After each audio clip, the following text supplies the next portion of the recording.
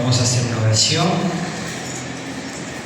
Padre, en el nombre de Jesús te damos gracias, te damos la gloria, te damos la honra, te damos gracias por todo lo que haces, por lo que vas a hacer, Señor. Te damos gracias, Rey de Reyes, Señor de Señores, por todo, Padre, por sustento. Te damos gracias porque hoy nos levantamos, vimos la luz de nuevo. Te damos gracias, Señor, porque tú nos proteges con tus alas, como dice el Salmo. Te damos gracias, Señor, por todo lo que haces. Te pedimos, Padre, que seas tú el que hable a través de esta palabra y no yo, Señor. Y que siempre en los corazones, Padre, esa semilla, Padre, que pueda dar el fruto, Padre, al 30, al 60, al 100 por uno, Padre. Para edificación en lo personal, para edificación para tu reino, Padre. Gracias te damos, Señor, Padre, Hijo y Espíritu Santo de Dios. Amén y amén. Los invito a abrir sus Biblias en el libro de Jueces, capítulo 9.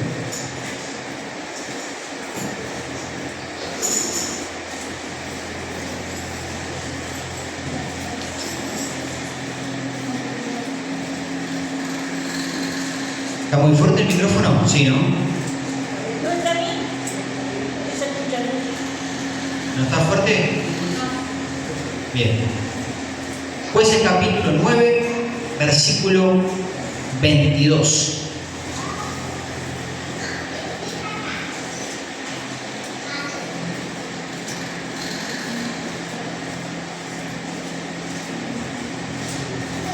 Y cuando lo tengan, díganme. Que lo tienen, levántese. Vamos a leer la palabra en reverencia al Señor. Nos podemos levantar.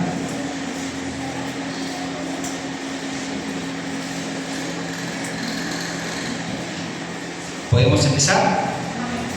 Amén. Demos en el nombre del Padre, del Hijo y del Espíritu Santo. Después de que Abimelech hubo dominado sobre Israel 3 años, envió Dios un mal espíritu entre Abimelech y los hombres de Siquem.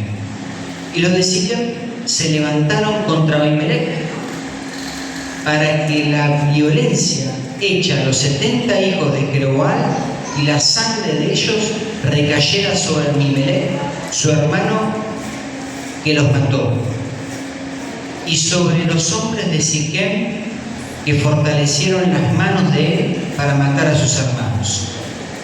Y los de Siquem pusieron en las cumbres de los montes acechadores que robaban a todos los que pasaban junto a ellos por el camino, de lo cual fue dado aviso a Abimelech. Y Gaal, hijo de Bet, vino con sus hermanos y se pasaron a Siquem, y los de Siquem pusieron en él su confianza. Y saliendo al campo, vendimaron sus viñedos y pisaron la uva e hicieron fiesta, y entrando en el templo de sus dioses comieron y bebieron y maldijeron a Abimelech. ¿Amén? Se pueden sentar. Vamos a hablar un poquito del contexto de esto. Luego vamos a ir al grano donde queremos ir con esta historia, con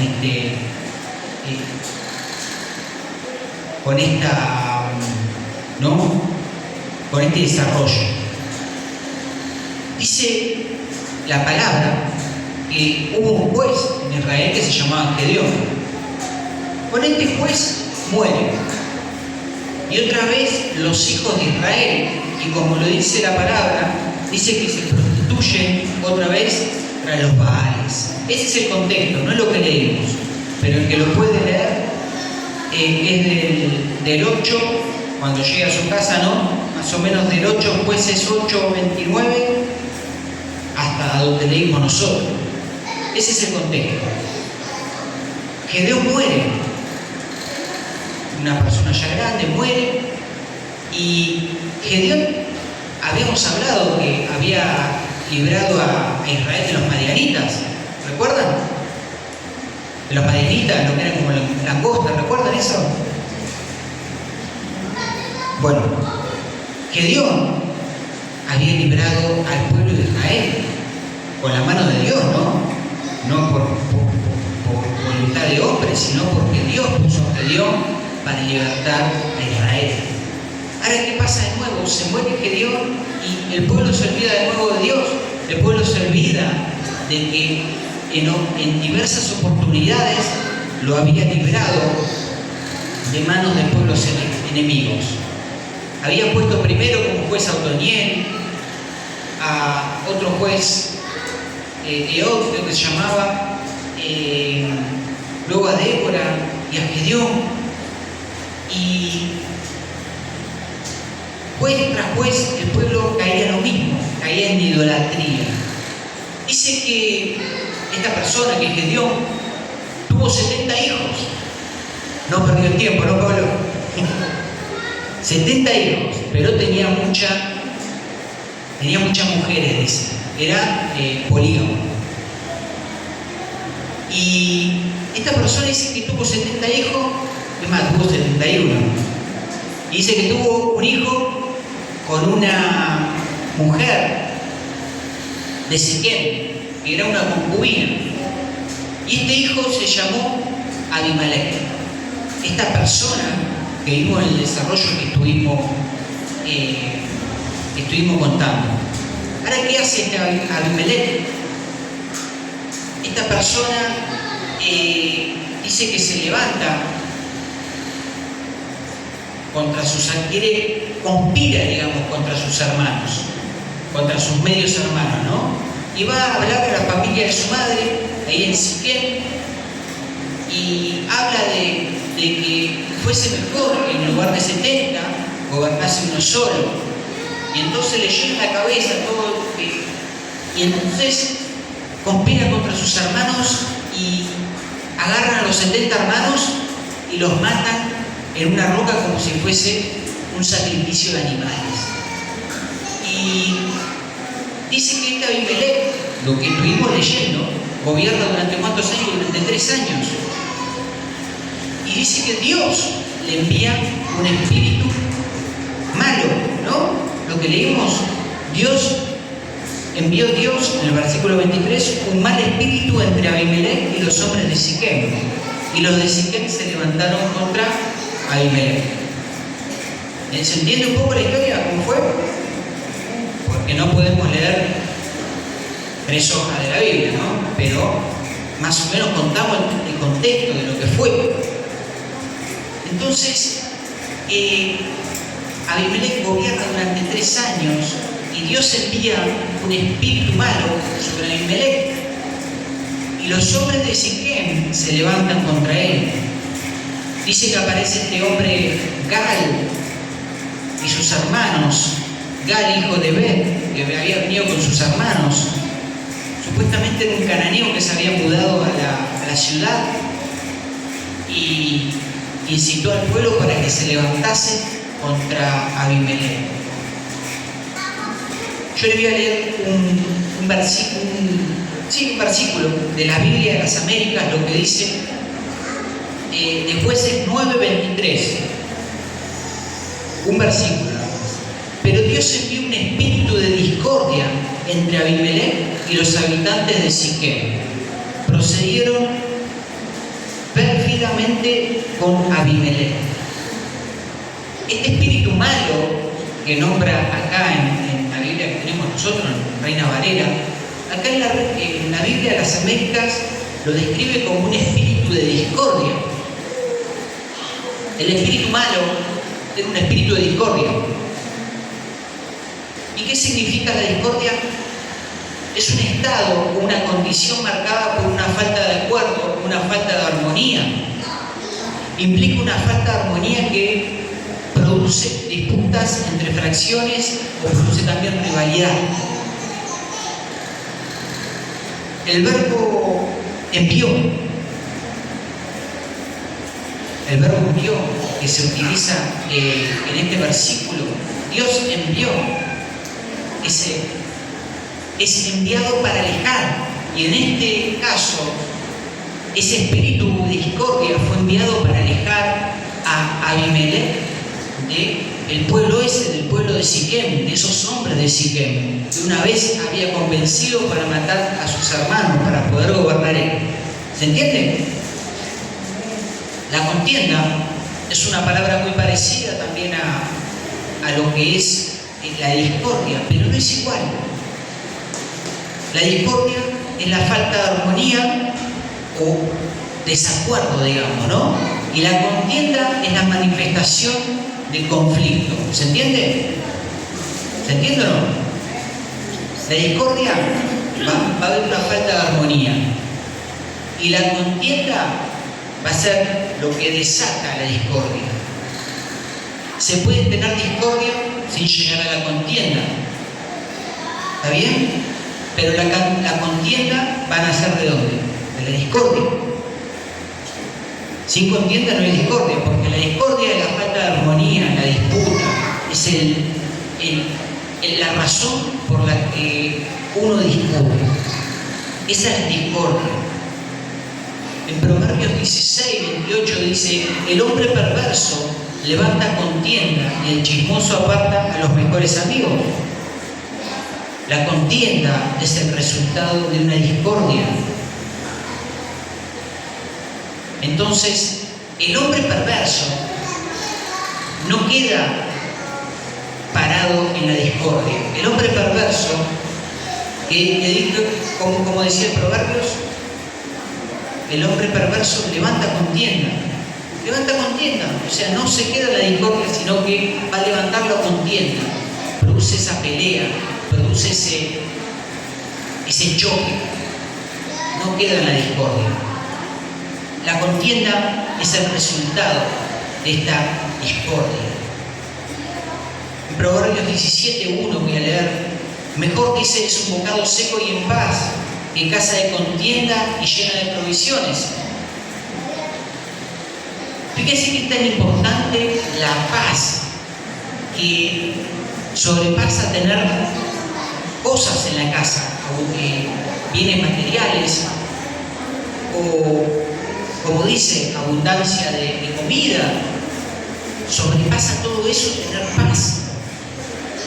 Mejor es un bocado seco y en paz, dice, mejor tener un pedazo de pan duro, y comerlo en paz, que una casa con muchos manjares y con qué cosa, con contienda,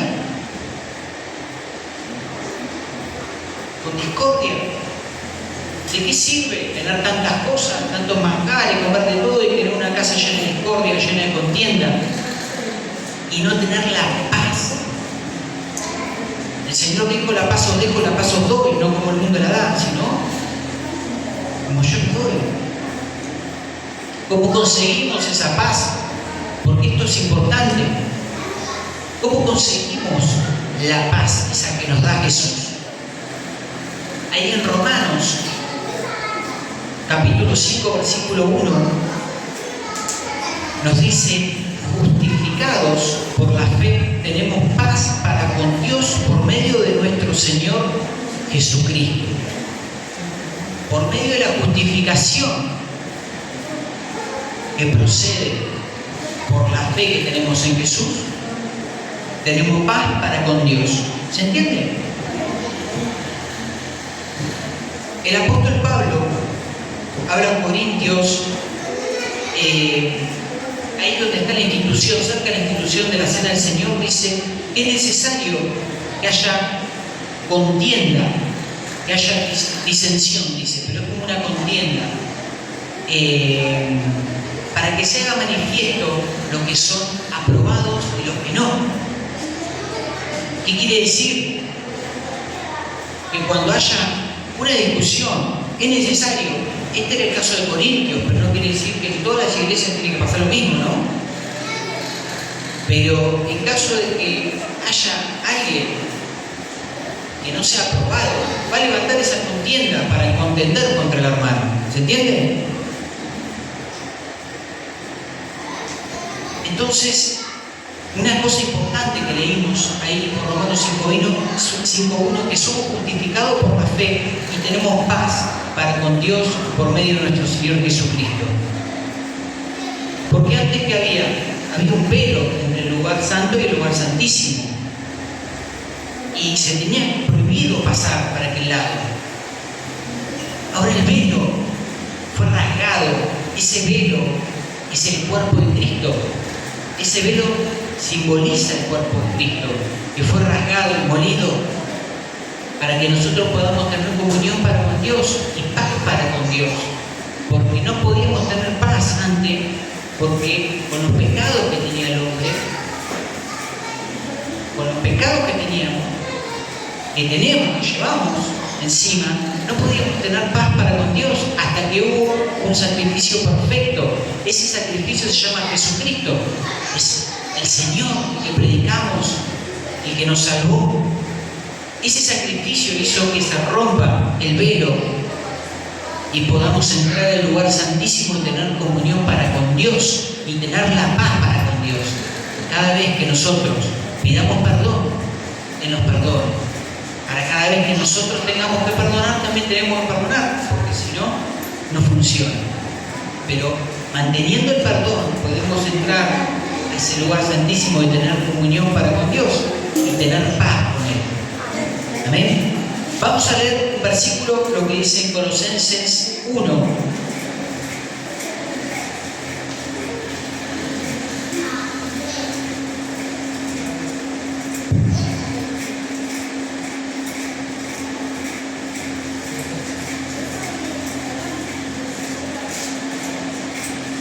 Colosenses 1,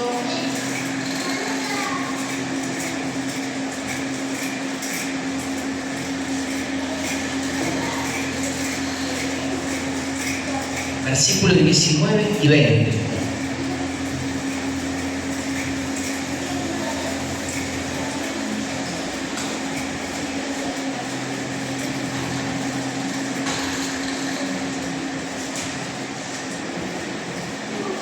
¿Amén? ¿Puedo leer? Entonces, Colosenses 1, versículo 19 y 20 dice así: por cuanto agradó al Padre que en Él habitase toda plenitud, y por medio de Él reconciliar consigo todas las cosas, así las que están en la tierra como las que están en los cielos, haciendo la paz mediante la sangre de su cruz. ¿Amén? No solamente tenemos paz para con Dios mediante la justificación por creer en Jesús, sino tenemos paz para con Dios mediante la sangre de Cristo derramada en la cruz. Así también tenemos paz para con Dios con la sangre derramada en la cruz, porque así le agradó al Padre, porque en Él dice que está toda la plenitud del gozo, del perdón, de la paz. Jesús es príncipe de paz. Por eso a través de Él conseguimos esa paz. También la paz es uno de los frutos del Espíritu Santo. ¿Es así? ¿No es un fruto del Espíritu? La paz. Y es algo primordial para que esa paz que fue sacada de este personaje al que leímos de Abimelech, y fue puesto el espíritu ese de discordia entre él y el pueblo, pero fue porque era un hombre perverso, lo había hecho. Pero nosotros tenemos ahora la paz para con Dios mediante Jesucristo. Tenemos esa paz que nadie nos puede sacar, sino nosotros mismos cuando nos apartamos de Dios. Nosotros cuando nos apartamos de Dios es quitada esa paz. Pero mientras estemos orando, clamando, mientras estemos pidiendo perdón, esa paz se va a mantener en nuestras vidas. En Proverbios 6:19 habla de 6 cosas que aborrece Jehová y 7 abominaciones para su alma, pero vamos a leer una de las cosas. Proverbios 6:19, el testigo falso que habla mentira y el que siembra discordia para cosechar contienda. Uno dice que cosecha lo que siembra. Si uno siembra tutuca, ¿qué va a hacer? Un árbol de tutuca. Si uno puede sembrar paz, porque hablamos de la paz, para cosechar tiempos de refrigerio, o uno puede sembrar discordia para cosechar contienda. Esta discordia que fue puesta como espíritu ante Abimelech iba a sembrar esa discordia, sembró esa discordia que iba a cosechar esa contienda para con Abimelech y el pueblo, para que se levantasen contra él. Luego Abimelech, ¿cómo murió? Le tiraron una rueda en la cabeza. Si quieren después leer en su casa todo el capítulo 9. Y dice que una mujer le tiró una rueda en la cabeza, le rompió el cráneo y le pidió a uno de sus espaderos para que lo atraviese con una espada, para que no digan que murió por manos de una mujer. Entonces, debemos de buscar paz para no tener esta casa, para que en la casa no haya contienda. Esta paz es necesaria para con nosotros. Debemos tener esta paz, debemos buscar esta paz, y uno debe manejar este asunto con sabiduría. Uno debe manejar este asunto con sabiduría. Uno debe saber cuándo hablar, uno debe saber cuándo callarse, uno debe saber cuándo parar, cuándo sentarse, uno debe saber cuándo reír y cuándo entrar con lágrimas.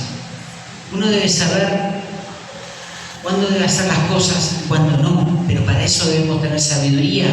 Dice la palabra que si alguno no tiene sabiduría, que se la pida a Dios y Él se la va a dar sin reproche. O sea, para eso no hay reproche. Quizás hay cosas que le pedimos a Dios y no van a venir porque Dios no quiere, porque nosotros no estamos preparados para recibirla. Pero la sabiduría dice que si se la pedimos, nos la da sin reproche. O sea, es algo que debemos pedir en nuestras oraciones, sabiduría. Porque mediante la sabiduría vamos a poder manejar la discordia y vamos a poder ser sabios para no llegar a la contienda. Amén. Bueno, hasta acá llegamos con la palabra. Así podemos empezar con la Santa Cena. Te damos gracias, Padre, te damos gracias, Hijo, Espíritu Santo de Dios, te damos la gloria y la honra. Señor Padre Santo y amado, te pedimos, Padre, para que tengamos esa sabiduría, Padre, que viene de ti, viene de lo alto, para poder saber decidir cómo hablar, cuándo hablar, qué decir, para que cuando llegue momento de discordia en nuestra casa, con nuestros hermanos, con nuestra familia, con nuestros amigos, ese momento de discordia no pasa al conflicto, que no pase a la contienda, que podamos ser sabios para poder manejar todo, Señor. Te damos gracias, Señor. Te damos la gloria y la honra, Padre. Mantén la paz en nuestras vidas, es esencial, Señor. Pero tú sabemos que eres príncipe de paz y que a través de tu sangre en la cruz nos diste paz y que a través de la justificación nos diste paz. Gracias te damos, Padre, gracias, Hijo y Espíritu Santo de Dios. Amén y amén.